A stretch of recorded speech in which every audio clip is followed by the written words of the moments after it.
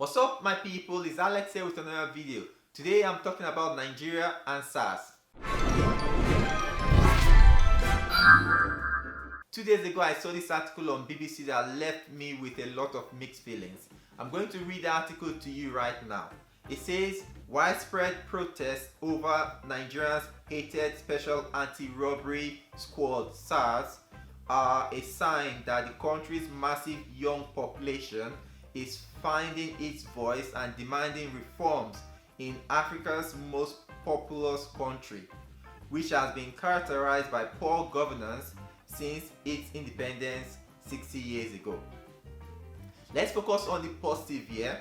The positive side of this headline is that Nigerian youths are beginning to have a voice and beginning to stand up and ask for reforms, which I was like, you know what, this is a game changer. This is the beginning of a revolution in Nigeria, and government will start taking the Nigerian masses, the youths, into consideration and taking them seriously. Like, this is a big step for Nigeria. Then the not so positive, the negative. A country which has been characterized by poor governance since its independence 60 years ago. Is it not a bit shameful that after 60 years we are still crying for a better leadership? I'm going to put a spin on this because I think if Nigerian youths do not sell themselves out when it comes to election time and they honestly stand up and vote for people, leaders that they think will implement change, then the country is going to move forward. Usually what we see is that during election period, a lot of these youths are bribed, funded to carry out violence and to rig election and do a lot of things. So for me to see now that youth are standing up and fighting for proper change, that literally is a very good thing for me. Like, I am overly excited about this because I think if the massive population, the massive youths in Nigeria stood up to the government, to the governance, and say, you know what, this is bad and we will not take it, I think everyone would be upping their game and doing stuff a bit differently.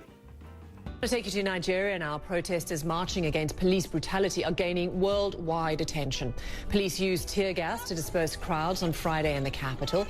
Protests across the country started after a video circulated last week. What brought about all of this is the anti-robbery squad called SARS that has been bullying, killing, terrorizing, and literally victimizing and profiling youths in Nigeria.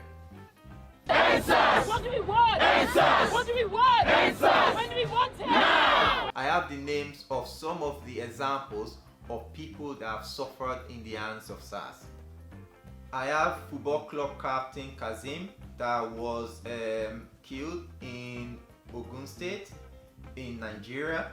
He was accused of being a criminal, and during the struggle on the streets, he got hit by a car. There's also Tina. She died on Thursday, May 28, 2020, where SARS officers shot her in the process of trying to arrest a driver that broke lockdown curfew. Chibuke Daniel, he was an upcoming music artist. He was shot on the street for no reason. No report of any struggle, no report of any criminal activity. There's also a computer science graduate from India that just returned to Nigeria, and he was shot dead by SARS over an argument between a little road car accident. There's Shima from Port Harcourt, accused of armed robbery, died in SARS custody. He was tortured to death and found with broken legs. SARS profiling has been one of the major concerns for most youths in Nigeria. Most of the stuff that triggers the attacks on youths are youths that have a laptop, an iPhone, have like dreadlocks, or just look different. I don't know. So if you want to be a youth in Nigeria and avoid police brutality, you need to say no to laptops. You should not have any laptops. That is really strange to say. You should not own an iPhone. You should not have any dreadlocks or have any style whatsoever, or you should not be rich. You know, that is crazy. We're supposed to encourage youth to be creative, to explore, to be innovative, because youths are the future of any country or of any society. So attacking youth for being different is just something that is going to destroy any society.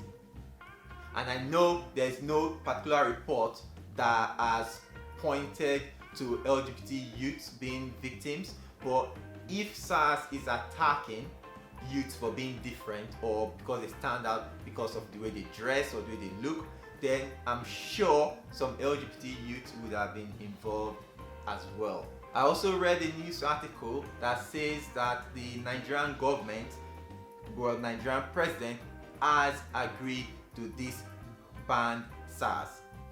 It doesn't fill me with much confidence knowing that SARS has been disbanded maybe 4 times since 2017. It doesn't also fill me with much confidence knowing that the police officers that make up the SARS unit could be deployed into the police force completely, which then means that they are still in the system and just spread all over the place, which will even make accountability impossible. So, is this going to help? Is SARS being disbanded going to really solve the police brutality in Nigeria? I am not 100% sure it would. What I would like to see is a proper, clean reform in the police department. Like, the police force in Nigeria needs a U-turn. First of all, the SARS officers should not be redeployed into the police force. They should be redeployed into the army, the military. You know, they should be sent out of the country so that they go fight civil war or any other unrest elsewhere, instead of staying in the country and still bullying our youths. Another thing that I think the Nigerian government needs to do is to actually pay their police officers. Like, I know a lot of police officers don't get paid, and they call for a reform, and I'm sure the Nigerian government will release millions of naira into the police force to say, you know, giving them extra funding and stuff like that. Or what that does is those funds will go to the commissioners of police, will go to everyone on the top above. It will not go down to reach the actual people that do the day-to-day policing. What I would be recommending is a police force that is centralized and payment is done via a centralized payroll system. Not this allocation of funds to police department for them to do wherever, because you're just feeding the few rich people that are in management. The police department needs to have a central payroll system where every police officer is paid directly from there based on your agreed salary and your employment package. So my question here is the end of SARS the answer? Is that the solution? I think it's a first step and is a step in the right direction. So I think that hopefully this will lead to more reforms, more change, and you know, we need Nigeria to be a country to be proud of, a country that will be excited to go to visit, because Nigeria has everything it takes to be an amazing and wonderful country. It has the resources, it has everything, it has culture, it has everything. It's just a shame that Nigeria has so much, but yet is so unsafe for youths in particular.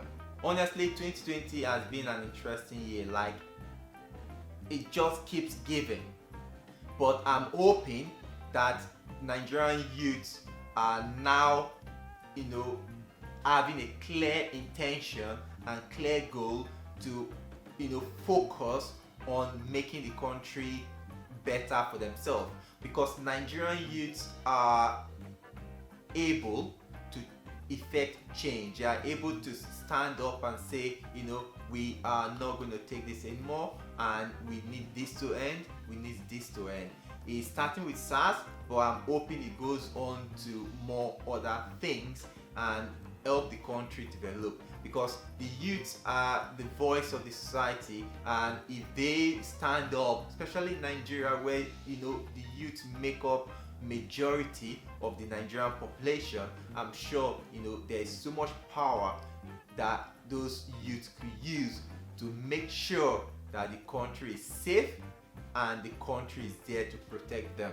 I still want to go to Nigeria. I still want to visit a lot of people. I have a lot of amazing friends in Nigeria that I would love to go visit and spend time with, and even do a bit more documentary about the LGBT community is something I really want to do, but I've not been able to go do that because of the security issues that is obvious, you know. So with this movement, with this EndSARS movement, I'm hoping that, you know, it's the beginning of something new, and the country will see much deserved peace and security.